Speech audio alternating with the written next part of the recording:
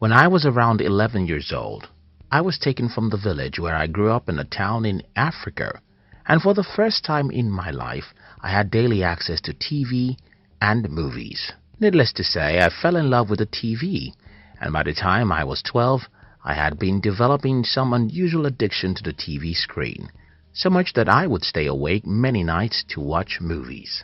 Fortunately for me, something else was about to happen, and what happened to me then turned my life from someone who wasted too much time in front of the TV to someone who started reading good books, which later ended up changing my life and making me who I am today.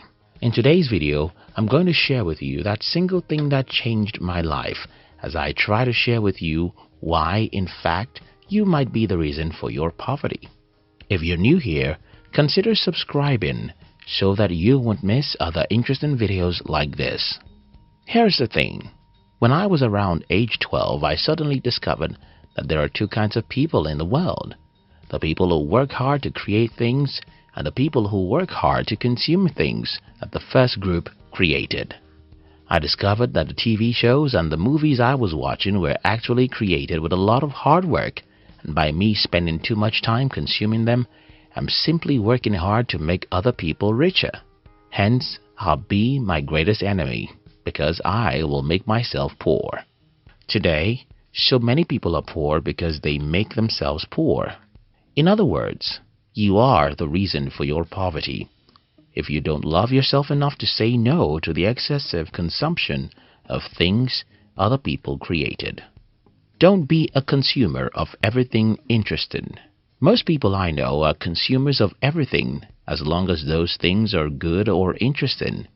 Movies, soccer games, reality shows, social media, and every other interesting stuff.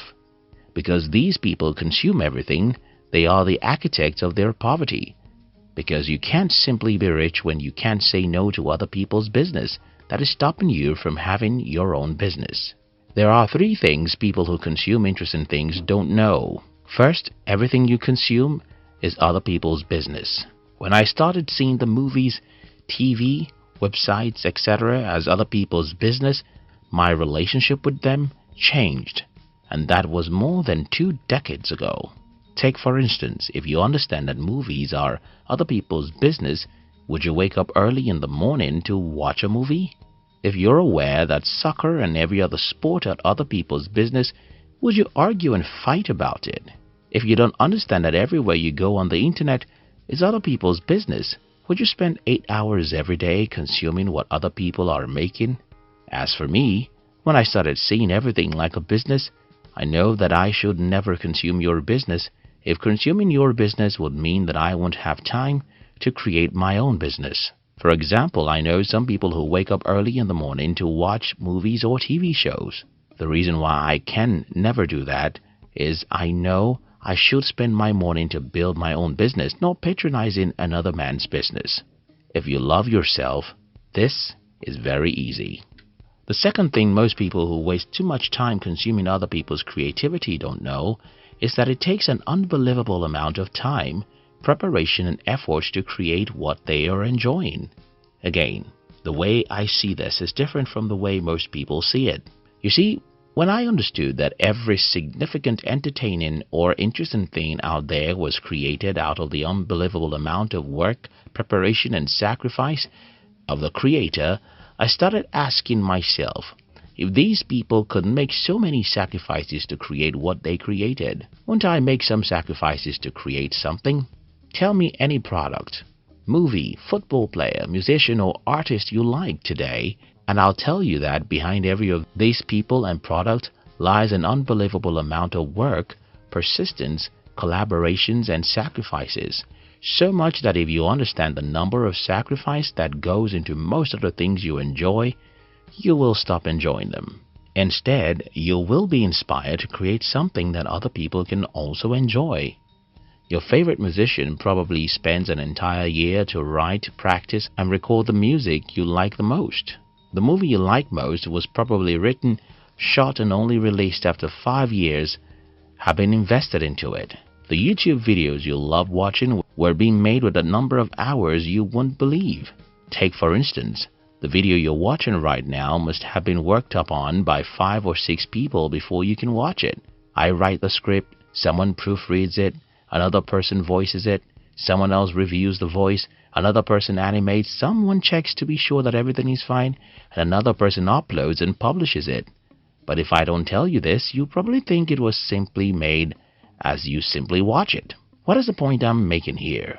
Well, you'll be your number one enemy if you consume too much of other people's creativity, because you'll not realize that most things you are consuming took tons of hours to make, and that for you to have a meaningful life, you have to consume less and do more to create what other people can consume. Stop making yourself poor by consuming too much of what others create. Dedicate your life to creating what others will like to consume so that you can be rich. The third thing most people don't know is that most people who create what we're consuming are not consumers. I'll explain this. Tell me, how many hours do you think Mark Zuckerberg spends on Facebook every day? Well, an average Facebook user spends 2 hours on Facebook every day. An average Instagram user spends 32 minutes on Instagram every day, while an average WhatsApp user spends 2 hours on WhatsApp every day. Mark Zuckerberg owns all these 3 platforms, so he should be spending as many hours as an average person spends on these platforms, right? Well, an average YouTube audience spends 2 hours on YouTube every day. Does this mean that Larry Page and Sergey Brin should be spending such hours every day? The point is, if you devote your life for creation, you won't have much time left to consume. And even when you want to consume, 90% of the things you will consume will be things that are related to the industry you are creating in. For example, if Mark Zuckerberg spends 2 hours every day on social media, that of course is good for him because that may help him to understand how to improve his products. If Lionel Messi spends 3 hours every day to watch football, of course, that's going to end up making him a better player. But imagine Zuckerberg spending 5 hours every day watching the TV and movies like most people do. Or imagine Messi spending 5 hours every day on social media. You get my point. People who create great things discipline themselves not to be addicted to many interesting things that others created. Consuming everything that other people created is a sign that you hate yourself because you won't have time to create anything significant, and because of this, you won't become rich. Loving yourself enough to hate yourself. Over 11 years ago, when I left school with the decision to build a company of my own, I knew what I was signing up for. My goal was to succeed only after a decade of failure, and that goal was influenced by my previous studies about many successful people.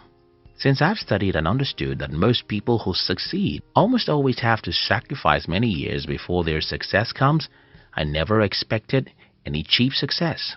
I knew I was going to suffer a great deal, but I just have to do it because I love myself.